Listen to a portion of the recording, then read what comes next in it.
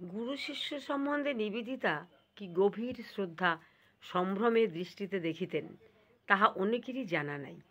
দেহত্যাগের কয়েক মাস পূর্বে শিক্ষা সমস্যা সম্বন্ধে তাহার কয়েকটি প্রবন্ধ প্রবুদ্ধ ভারতে প্রকাশিত হইয়াছিল। ওই প্রবন্ধগুলি পাঠ করিলে জানা যায় যে তাহার মতে শিষ্যত্ব গ্রহণ করিয়া গুরুর কাছে আত্মসমর্পণ করাই প্রকৃত শিক্ষার শ্রেষ্ঠ অঙ্গ।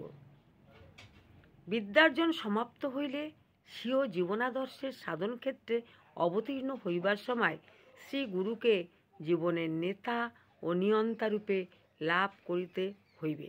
বেশ বোঝা যায় শিক্ষার এই পরম অঙ্গ বিচার করিবার সময় নিবেদিতা নিজেরই প্রাণের কথা লিখিয়া গিয়াছে। Must understand that the whole significance of our own lives depends first and last on their relation to his Guru's life. অর্থাৎ আমাদিগকে বুঝিতে হইবে যে গুরু জীবনলীলার সহিত শিষ্য যে সম্বন্ধে আবদ্ধ তাহার নিজ জীবনের প্রকৃত মর্ম ও তাৎপর্য এই সম্বন্ধের মধ্যেই নিহিত থাকে।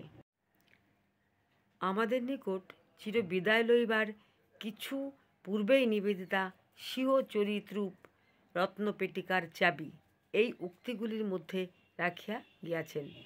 এই চাবিটি অবহেলা করিয়া নিবেদিতার জীবনচরিতের আলোচনা করিতে যাওয়া বিড়ম্বনা মাত্র। বাস্তবিক নিবেদিতাকে বুঝিতে হইলে নিবেদিতার গুরুর কথা অনিবার্যরূপে আসিয়া পড়ে।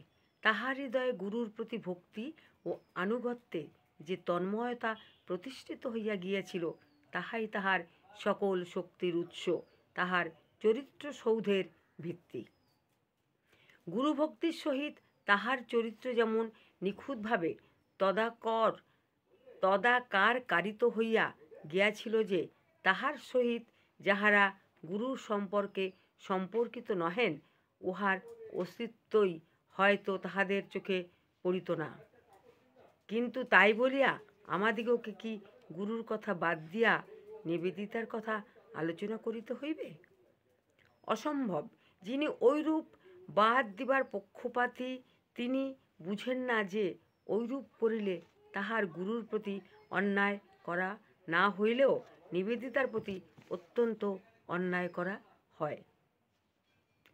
যাহারা মনে করেন নিবেদিতার সহিত তাহার গুরুর সম্পর্ক সাম্প্রদায়িকতার দুর্গন্ধে দূষিত, অতএব সম্পর্ক অন্তরালে থাকিলেই ভালো, তাহারা নিবেদিতার বিশ্বজনীন ভাব বুঝিতে পারেন নাই এবং সেই ভাবের মূল আকর ও শিক্ষাগুরুর বিরুদ্ধে তাহারা নিজেরাই সাম্প্রদায়িকতার একটি উৎকট প্রাচীর গড়িয়া তুলিতেছেন। এই কারণে আমাদের মনে হয় যে নিবেদিতা লেখিকা শিষ্যার জীবনের আলোচনা করিতে যাইয়া প্রথমেই যে গুরুর প্রভাব নির্ণয় করিয়াছেন তাহাতে নিবেদিতাকে বুঝিবার চেষ্টা বঙ্গ সাহিত্যে প্রকৃত গতিলাভ করিয়াছে। শ্রীমতী লেখিকা the master as I saw him নামক পুস্তক হইতে দেখাইয়াছেন যে নিবেদিতা যখন হিন্দু সন্ন্যাসীকে গুরুরূপে বরণ করিলেন তখন কেবল একটা উচ্চতর মতবাদের নিকট তিনি আত্মসমর্পণ করেন নাই। প্রকৃত কথা তিনি অসাধারণ ত্যাগ ও সত্যানুরাগের নিকটই তাহার সর্বস্ব বিকাইয়া দিয়াছিলেন।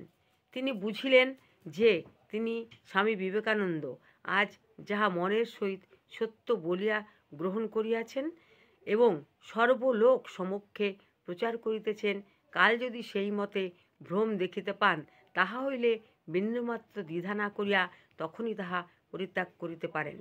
কেননা তিনি সত্যানুরাগী, তিনি বীর। তিনি ত্যাগমন্ত্র গ্রহণ করিয়া এমনভাবে আপনাকে বিসর্জন দিয়াছেন যে মান যশ প্রভৃতি কিছুরই আর আকাঙ্ক্ষা রাখেন না।